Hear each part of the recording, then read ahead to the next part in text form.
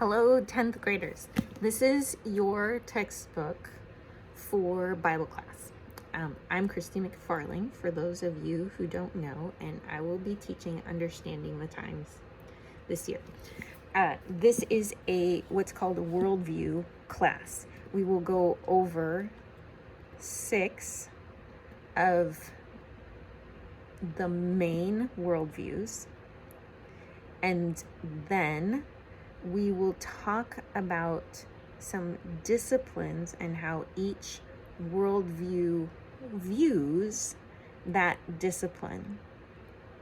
You guys most of you had me last year, so this will kind of be a review, but I'm going to go over a couple things so you know what's coming. The first thing is the book itself. As you can see, it looks very much like a textbook, and it is a textbook. This is a class that is taught by Summit University. They did all the material, and when they teach it, they actually give college credit for it, and they run a 36-week, not semester, because that would be 18 and 18. It's a whole year, but it is for college credit. So, it's a hefty textbook. Now, because of that doesn't mean that you cannot understand what's in here. You can understand it really well, and you could probably read it yourself. But every time I ask you to read a chapter, I offer to read it to you, and I will put a link to my YouTube channel where you can go and you can listen to me read. The best thing to do is to go to the YouTube channel and follow along in the book. Don't just sit there and let me read it to you, but follow along. Now, why? Because in that one sitting, you have just read it twice. You have heard it and you have seen it with your eyes. It will benefit you to have someone else read it to you and for you to listen. This has nothing to do with your ability to read. This is just something that I have done to help you get the most out of the book that you can. Because it's a college level book. Okay, they give college credit for it for a reason.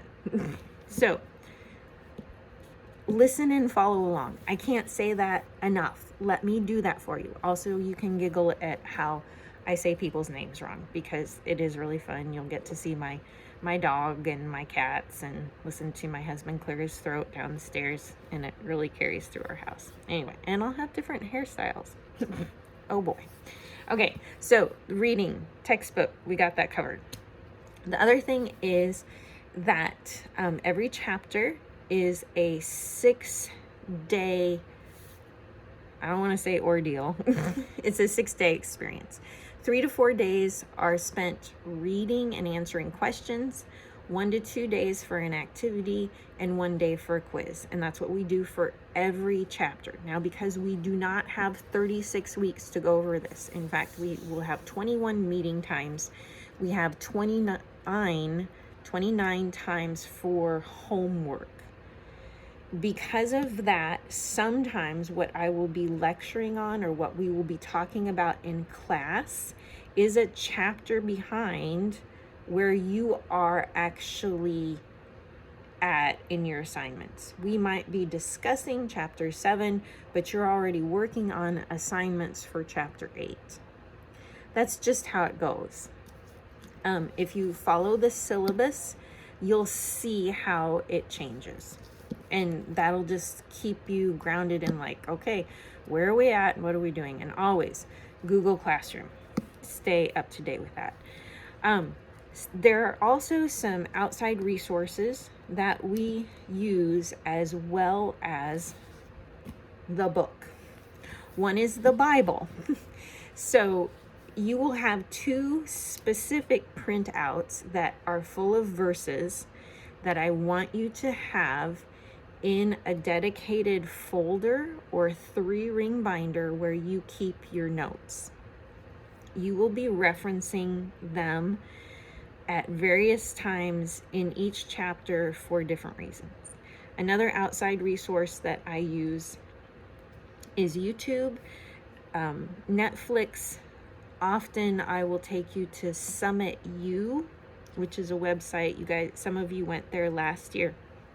There are secret codes that you have to type in to watch their videos, and that is given on the syllabus. I am really trying to use more YouTube, and if this is, if Summit U has something that's really long, I'm trying to find something that would be equivalent but is shorter.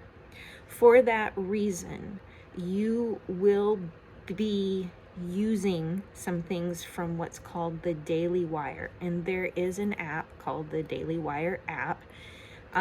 They have a function on there that just is super concise about worldviews.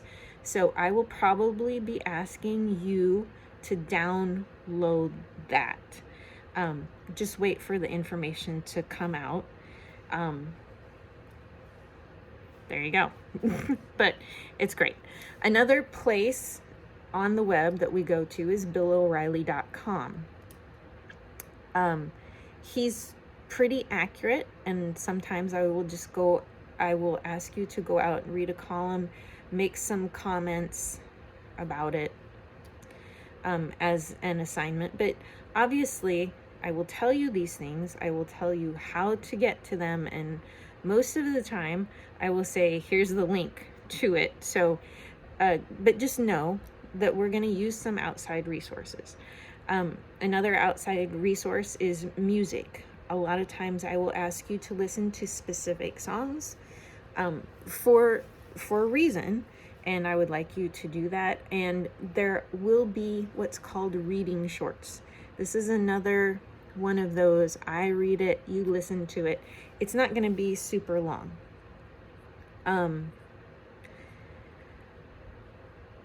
Probably 15 to 30 minutes-ish. But it just depends on what I think would be helpful for understanding. You guys are doing some work as far as, like last year, we looked in understanding the faith at who God is. And there were 17 questions about God. This year, it's about looking at people and what they believe. And that can sound enormous, but it tends to follow in a pattern. And so therefore, we will be using resources that will help us understand the patterns that are out there. And some of the patterns you might roll your eyes at. Other patterns you might go, why in the world do you believe that? And you might find yourself believing something that maybe you didn't think that you believed. But anyway, just know there's some outside resources that we will be going to. We did it last year. Last year was more, we used Summit U. Some of their stuff, all of their stuff is fabulous, but some of it's really long. And sometimes we just need to cut that down where we can. So let's move on to Google Grades. Your grades will be in Google. You can check them at any time, and it is all based on percentage. So each assignment has a value of points, and your grade is how many points you get out of that value. So if the assignment is 25 points, you get all 25 of them, then you have 100%. And Google just keeps a running total. I do not weight tests differently. Everything is weighted the same, so at the end of the year it will be an average.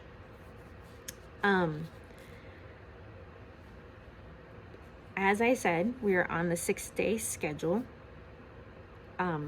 Whenever we start a new chapter, I will give you all the assignments that are due for that chapter and when they are due. There is a certain amount of grace within that 6 days. So if we are working on chapter 5, and you have all the assignments for chapter 5, and you don't get them turned in until the very last day that we're covering chapter 5, Google Classroom will probably tell you that they're late. But as long as we are still on that chapter, you will not get docked for turning them in late. It's when we move on to another chapter, like we move on to chapter 6, and you haven't done your chapter 5 stuff, that's when the whole zeros come in. Because then if an assignment is not turned in, it does get a 0. That's just how I grade. But there are times during the year that I accept makeup work. But there are some rules, new rules to the makeup work. One is it has to be a hard copy. You have to print out the assignment. You have to have the due date on it, or the date that it was due. You have to have what chapter it was and what assignment it was within the chapter. And you have to hand this to me as a hard copy, because then what I do with it, I will choose to do certain things with it, and I can go in and I can change your grade or